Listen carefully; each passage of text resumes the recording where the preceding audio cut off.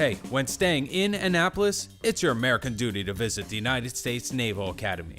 Deep in history and rich in its traditions, I caught up with Commander John Schofield to give me a quick debriefing of its background. So the U.S. Naval Academy, we're actually in our 171st year, so this was founded on October 10th, 1845. The lifeblood of the Naval Academy is the midshipmen.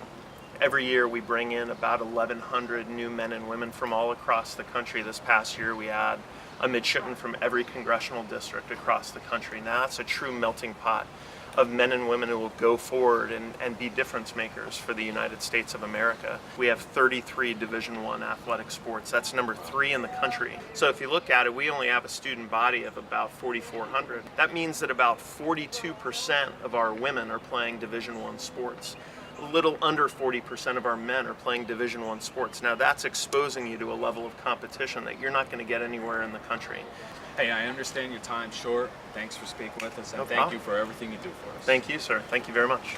Next, I caught up with Colleen, who represents public relations at the Academy, and we started with a midshipman tradition. I noticed we're in front of this monument that has my birth date on, 1857. Can you tell us about it? Yes, this is the Naval Academy's Herndon Monument.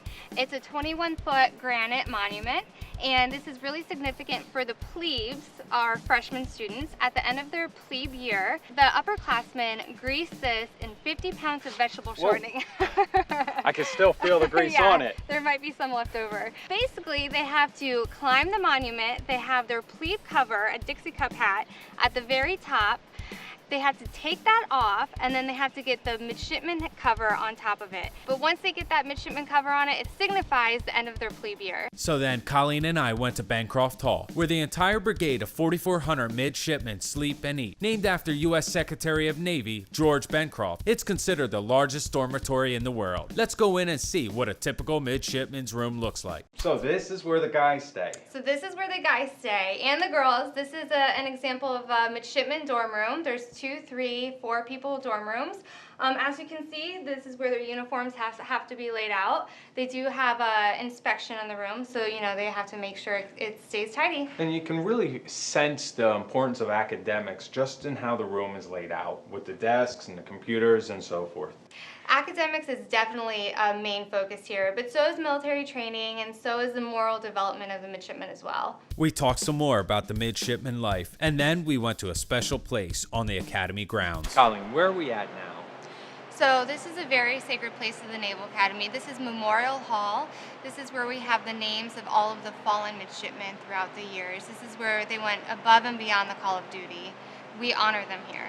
It truly is quite the dedication to those who did the ultimate sacrifice for our freedom. It's a beautiful room. It's grand, but it's also a great place to just reflect on the sacrifice that they made, and just to really, this really encompasses what the Naval Academy is about, to serve our country. Finally, the Naval Academy Museum, where we hooked up with Don to tell us about a special flag. One exhibit I really noticed was that Don't Give Up the Ship. Yes, that is the flag, the original flag that Oliver Hazard Perry flew during the Battle of Lake Erie. It commemorates basically his friend, Captain Lawrence, who was killed about a year earlier. He actually transferred the flag from the Lawrence, that was the name of his ship, over to the Niagara during that battle. Wow. And he carried that flag with him. He had a yeoman go up there, pull it down, gather it up, got in the lifeboat, went over to the other ship, and took that flag with him. This museum also houses the second largest collection of British dockyard models in the world. They date from 1650 to 1850 and represent over 200 years of naval maritime history. These models were so finely crafted by hand that the accuracy is still admired today. They took as long to build as the real ship. In fact, the white ship models were made by French prisoners of war out of bone from pigs, mutton, and yes, even human bones, obtained from shallow graves. They didn't care where the bones came from as long as they had an ample supply.